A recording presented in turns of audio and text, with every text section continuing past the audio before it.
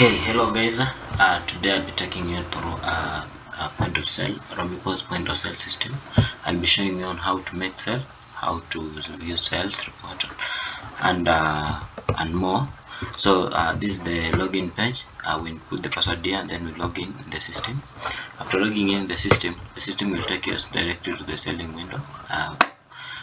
So here is where we now, maybe for example, we want to sell something. Here's where we'll search something, and then we'll have the options coming here. If for example I want to sell this dower, I just choose that dower and put here the quantities, then I click on sell. That's on how to make a sell on POS. So after I've inputted the sell, and then on this side I'll choose whether I want to input maybe the payment mode. Maybe if it's M-Pesa or something, we choose here the payment mode. We can also use our function keys buttons. Instead of using mouse, we just use the function keys button. If for example when you just click F3, it takes us here where you will have to input the cash that have been given, if it's 200 like that. After that, then we just print the receipt by clicking the print receipt, or clicking the enter button in the keyboard. So when we just click print receipt, it will print for us the receipt for this item that we have sold.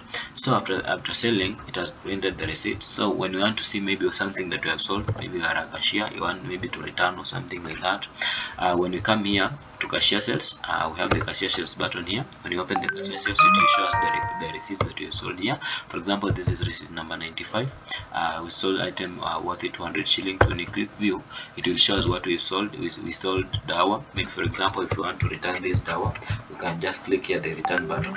Or in the same receipt, if you want to add another item, we just click here to add order sales. It takes us back to the selling window with the item that we had inputted.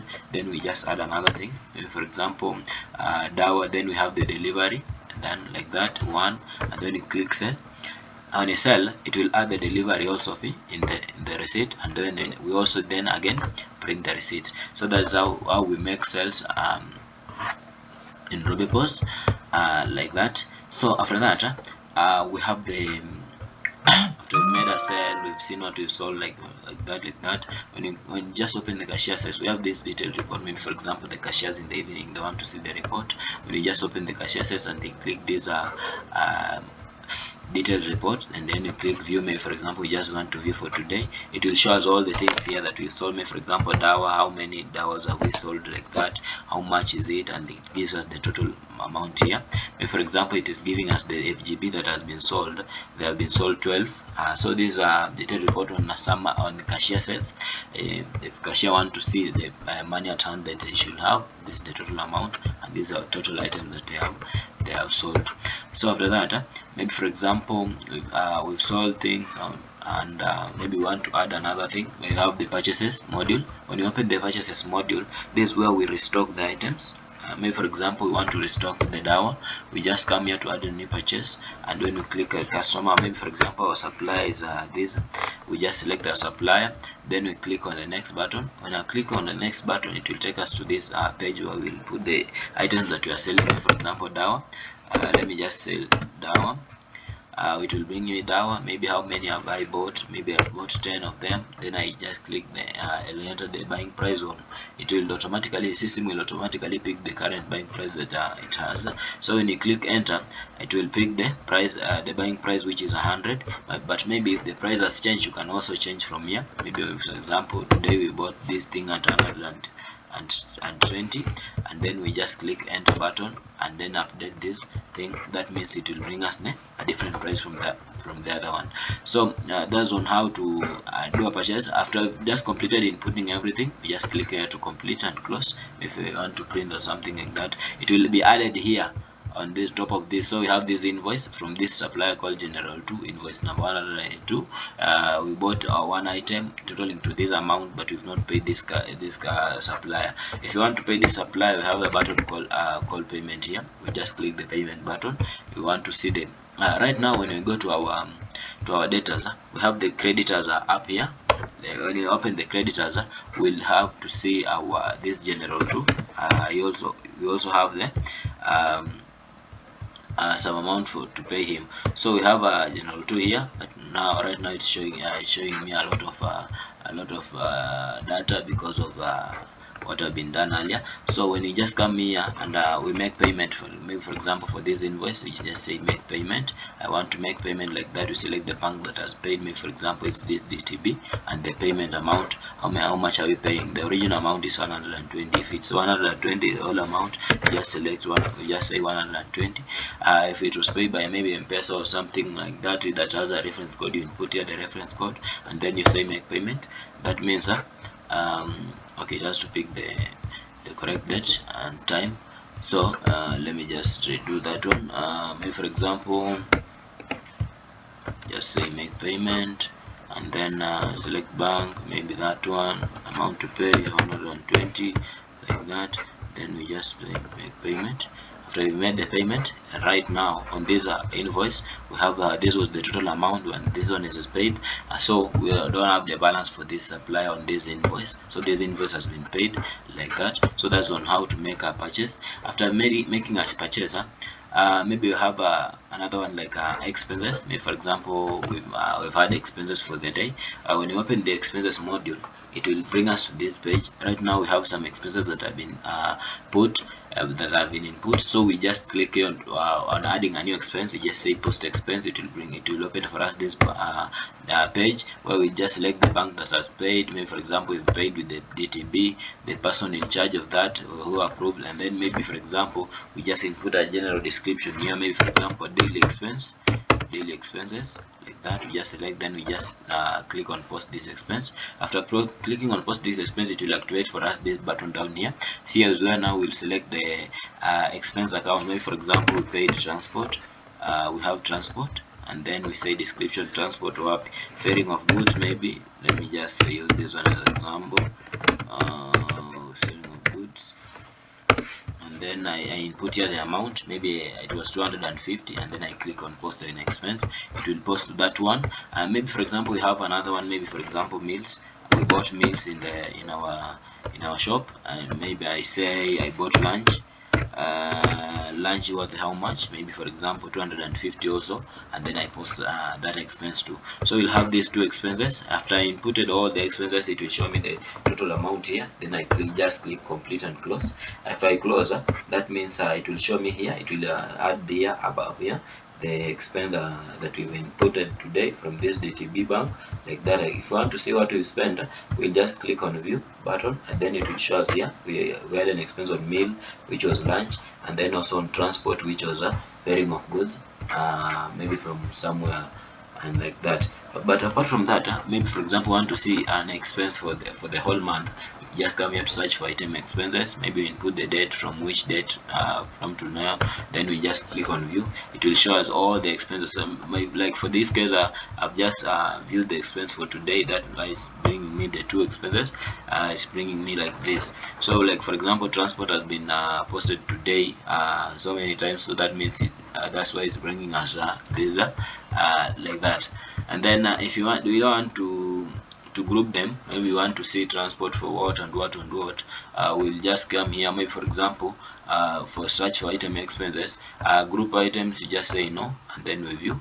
When we view, it will show us transport to the shop. This one was inputted earlier, and then fairing of goods that was inputted, it will break down for us and show us one by one. So this one was input by me, but the other one was input by Kelvin. So that's on expenses. Maybe for example, okay, after we've done expenses, we have let me show you on stock list. Stock list is used on adding products in the system. Maybe for example here we have products in the system.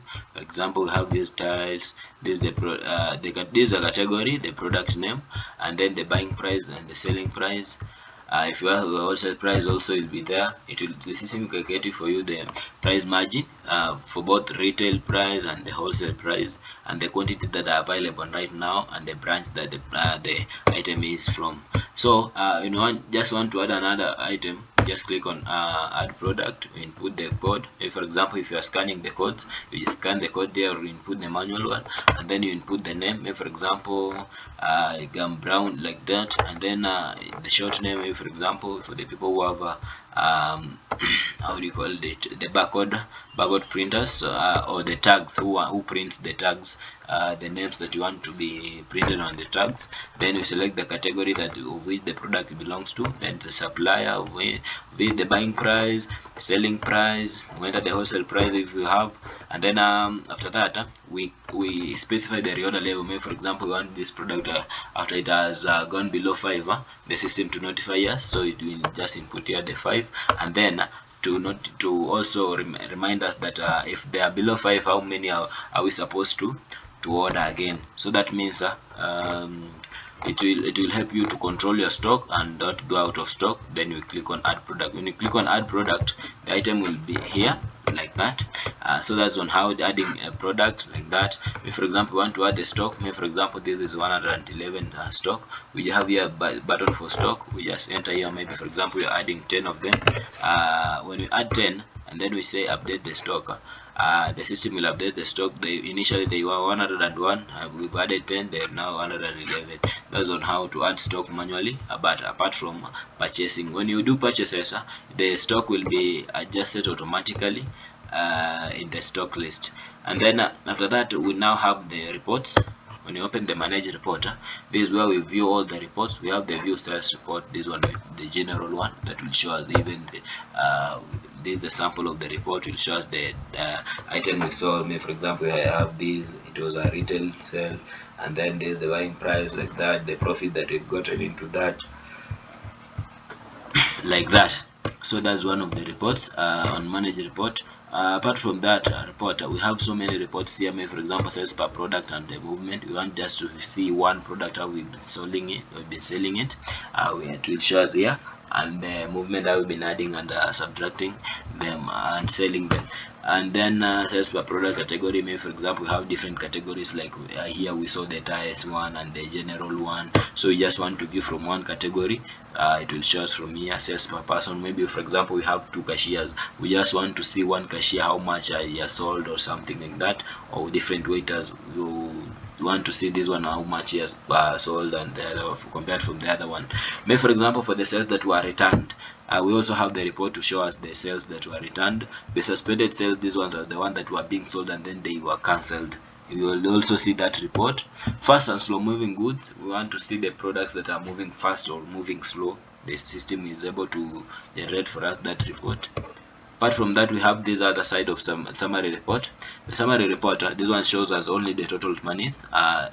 As you compare this one, when you view this, it was showing us products per product. Maybe for example, when I just view this, let me view this, and you see the difference. Maybe for example here, it will show us the mode of payment, the total amount, and it will show us maybe for example it was M-Pesa, how much was M-Pesa, if it was credit, how much was credit, like that, and gives us the total report down there. If you want to see maybe for example Z report, for example we'll just come here to view receipt sales. We input here, we say display type. Maybe for example we just want to view without the category or with the categories. Let me just view with categories like that, and then let me view. The system will generate for me this report. The system will generate for me this report stating the sales summary here. How much have we gotten in cash? How much have we gotten in check? It will in credit, how much is that, and then the grand total. Then it will down here, it will specify for us the categories according to categories, the total amount that we've gotten from categories. And if we had any expenditure, the system will show us down here the expenditure and the total money rendered in that day. Apart from that, we also have the accounting reports, which will be having them in the next video. Kindly subscribe to our video, our YouTube channel, if you want to see for the next video. Thank you so much. You are welcome to Robi Search anytime, anywhere. Thank you so much.